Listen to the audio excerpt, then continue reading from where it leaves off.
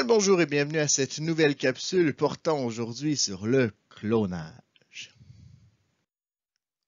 Le clonage, c'est la création d'un être vivant génétiquement identique à un organisme donné. Les clones ont le même génome, donc la même séquence d'ADN que l'organisme de départ. Il existe deux catégories de clonage, le clonage naturel et le clonage artificiel.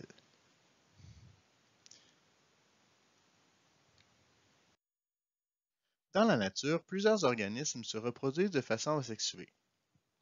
Ce type de reproduction ne nécessite pas la présence de parties mâles et femelles, et il se manifeste chez les végétaux, mais aussi chez certaines espèces d'animaux. Les organismes qui se reproduisent de cette façon créent donc un clone d'eux-mêmes. Commençons par regarder des exemples chez les végétaux. Le premier clonage naturel est le marcottage par stolon. Une partie de la plante mère sans racines se sépare et devient un nouvel individu, les stolons étant des tiges sortant de la plante mère. Les plants de fraises et les plantes araignées se reproduisent ainsi. Le deuxième clonage naturel étudié est le marcottage par rhizome.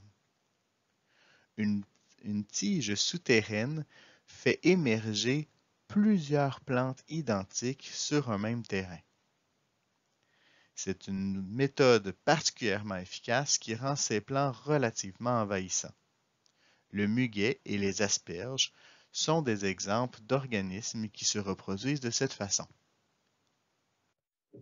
Certains organismes qui se reproduisent normalement de façon sexuée peuvent, dans certains cas, créer un clone d'eux-mêmes en se reproduisant plutôt de façon asexuée. Voici des exemples.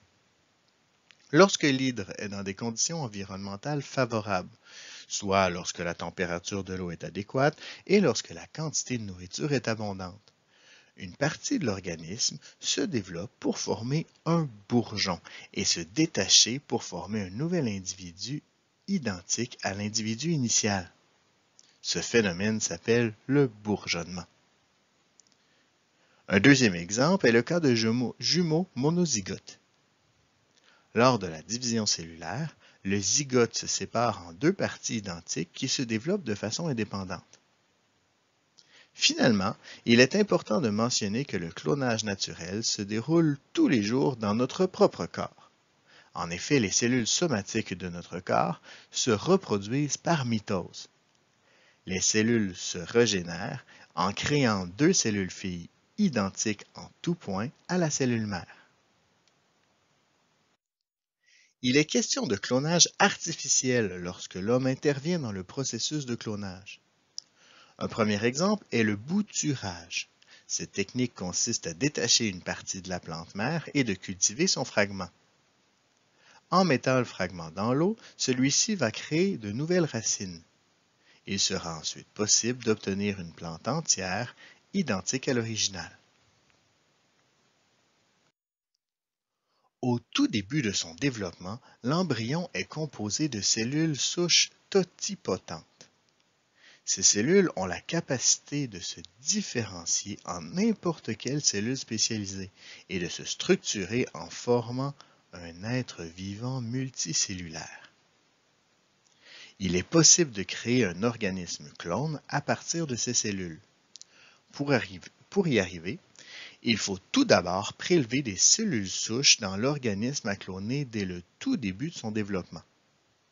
Ensuite, ces cellules souches sont implantées dans l'utérus d'une mère porteuse. Finalement, les cellules souches se développent et se différencient.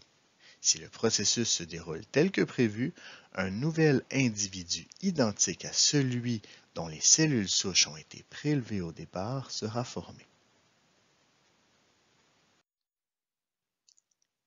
Les différents types de cellules, comme les cellules musculaires, les cellules épithéliales, les cellules osseuses et autres, sont des cellules différenciées. Ces cellules ne sont pas comme les cellules souches. Elles n'ont pas la capacité à générer un organisme complet. Par contre, elles contiennent toute l'information génétique de l'être vivant.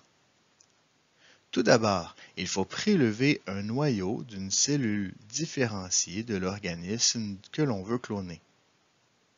Ensuite, il faut prélever un ovocyte, donc un futur ovule, d'une femelle de la même espèce. On doit enlever le noyau déjà présent dans l'ovocyte et y introduire le noyau de l'organisme à cloner. Cette nouvelle cellule est comme un zygote. Finalement, le zygote est implanté dans l'utérus d'une mère porteuse qui devrait mettre bas d'un clone de l'organisme initial. Certaines applications du clonage offrent de grands avantages. Tout d'abord, il y a le clonage thérapeutique. Ce type de clonage fonctionne de la même façon que le clonage à partir de cellules différenciées. Le but de ce type de clonage est de fabriquer un organe ou un tissu en particulier. Avec cette technique, il est possible de produire un tissu ou un organe génétiquement identique à ceux de la personne qui devrait se recevoir une greffe, puisque les cellules initiales proviendraient du receveur en question. Ainsi, une personne ayant un problème rénal pourrait par exemple recevoir de nouvelles cellules rénales ou encore mieux, recevoir un nouveau rein. Malheureusement, ce type de procédé n'est actuellement pas au point. Un deuxième type de clonage intéressant est le clonage des gènes. Cette technique consiste à copier seulement un gène. De cette façon, il est possible d'étudier ce gène et de trouver des façons de l'insérer dans les cellules des personnes chez qui le gène est défectueux. Ce processus se nomme la thérapie génique.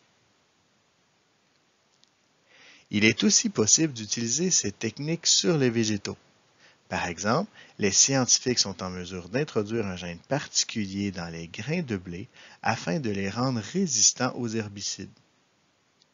Il est aussi possible de créer de nouvelles variétés d'aliments qui présentent différentes résistances ou différentes valeurs ajoutées. Par exemple, certaines variétés de riz peuvent être améliorées grâce à la méthode CRISPR pour devenir résistantes aux insectes ou pour présenter une meilleure qualité nutritive. Ces aliments sont alors nommés organismes génétiquement modifiés ou OGM. L'utilisation des OGM peut sembler très avantageuse à première vue, mais les répercussions à long terme sur l'environnement et la santé humaine sont encore méconnues puisque cette technologie est encore récente. De plus, les aliments génétiquement modifiés ne doivent pas obligatoirement être étiquetés comme tels. En fait, il relève de la discrétion du fabricant de mentionner si le produit est un OGM ou non. À l'heure actuelle, il n'existe aucune loi visant l'étiquetage obligatoire pour les aliments avec OGM. Cependant, tel que le mentionne Santé Canada, la loi exige que les aliments génétiquement modifiés, comme tous les autres aliments d'ailleurs, soient identifiés s'ils représentent un risque pour la santé, si une substance allergène est présente ou s'il y a eu changement dans la composition de l'aliment. Un des désavantages du clonage concerne la perte de biodiversité. En fait, les différences génétiques entre les organismes et leurs descendants permettent aux organismes de survivre dans leur environnement et de s'adapter aux changements. Le clonage élimine ce processus de diversification génétique en créant des organismes identiques entre eux. Par exemple, si une certaine variété de tomates est clonée, le bagage génétique des descendants sera identique à celui de l'organisme initial. Si la tomate est clonée car elle se conserve longtemps ou pour d'autres raisons, elle restera cependant vulnérable aux maladies. Tous les individus de la plantation sont identiques. Donc, si la tomate succombe à une maladie, toutes les autres tomates y succomberont aussi. Alors, ces limitations au niveau de la diversité génétique peuvent entraîner une réduction de la biodiversité. C'est ce qui met fin à cette capsule. J'espère qu'elle vous a plu. Sur ce, je vous dis à la prochaine.